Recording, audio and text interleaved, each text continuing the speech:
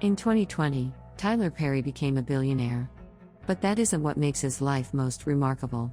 Overcoming childhood abuse, spending almost a decade putting on theater productions to almost no audience, long before the world saw the value in Tyler Perry's art, he was determined to make it anyway. This determination isn't something that ended when Perry became a household name. Because even as a billionaire, he is well known for his compassion and how he cares for others. Far from the image of so many wealthy people concerned with their own success, Perry's life is about lifting others up and teaching them about having faith in themselves and their community.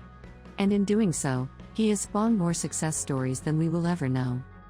Tyler Perry was born in New Orleans, Louisiana on September 13, 1969. His mother worked at a daycare center, and his father was a carpenter. Both of his parents were teenagers when they got married and started having kids. His father was an alcoholic and would physically and verbally abuse him and his mother daily. One of the beatings was so bad, he blacked out and didn't wake up for 3 days. The repeated abuse got so bad that at one point, he attempted to take his own life because he felt that it was the only way to escape the never-ending pain he was experiencing. Despite all of this, Perry was still a very well-spoken and intelligent young boy. Everyone told him that he should grow up to be a preacher.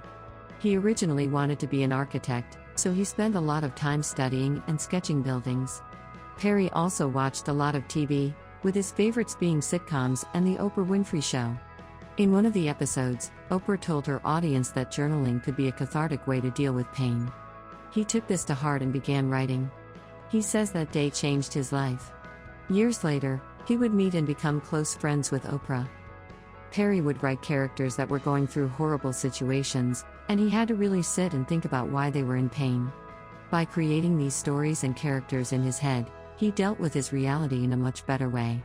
Although he loved architecture, writing soon became his true passion.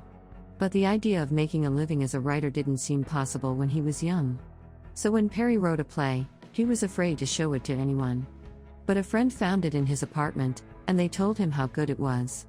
All he needed was this encouragement from a friend, and he began to believe that it might be possible to make it as a writer. One year, Tyler Perry went to Atlanta, Georgia for a spring break festival called Freaknik, and his eyes were opened wide to the possibilities of what life could be. When he arrived in the city, he was blown away by how different life was for Black people there compared to New Orleans.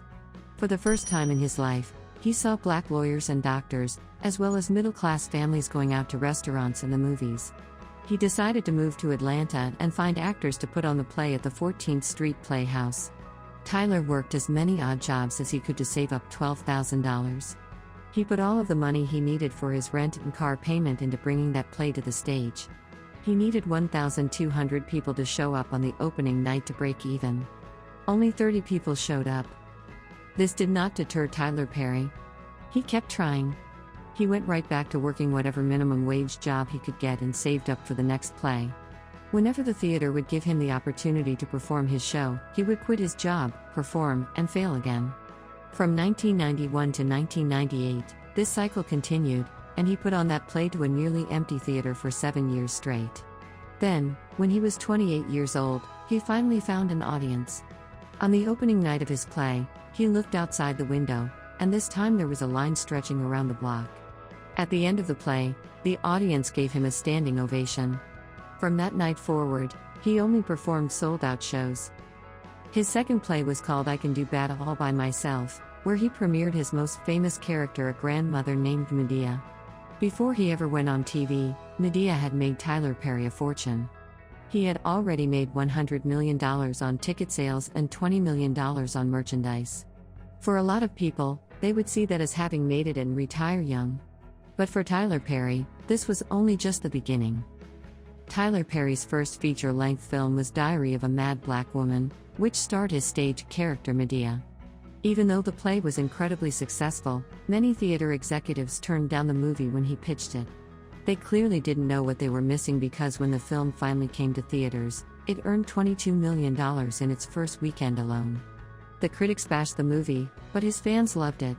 One of the pieces of advice that Perry gives is to never argue with what is. He believes it's a waste of energy to argue about how unfair something is when it will never make a difference. Instead of fighting what is, Perry has always chosen to just go in the other direction. It's exactly what he did when he started his television show. When Perry was told that it would be impossible to get his TV series House of Pain on the air, he went ahead and filmed 10 episodes anyway. People thought he was crazy.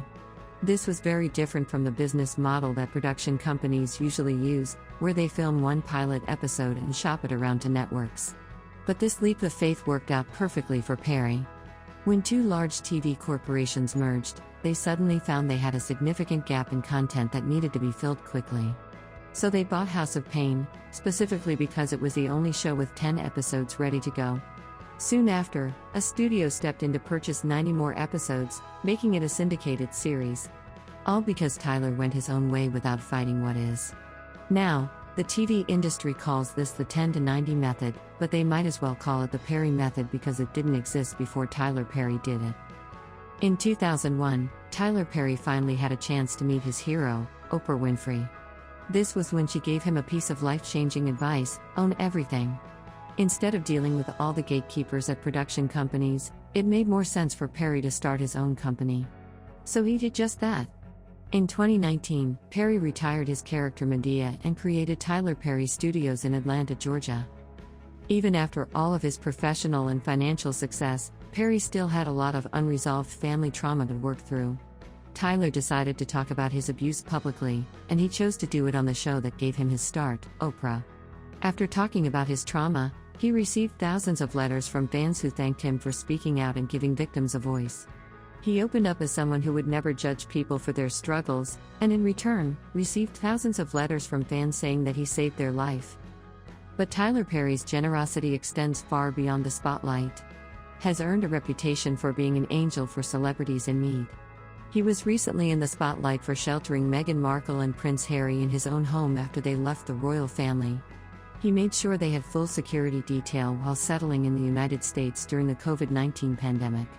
When they faced racism and anger in their own family, Tyler Perry stepped up to protect them. Tyler Perry has taken even more significant steps to help people during the pandemic. African American communities, in particular, have been disproportionately affected by COVID-19, and Perry has taken it upon himself to help counter distrust in taking the vaccine.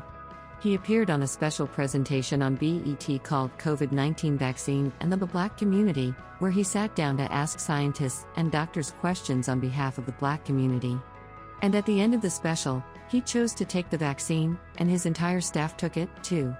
The boy who had wanted to end his own life had grown to become a man who was now saving the lives of countless thousands of people.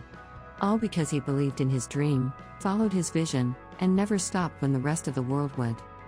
Thanks for watching. If you liked this video, consider subscribing. Comment below and let us know what video you would like to see next.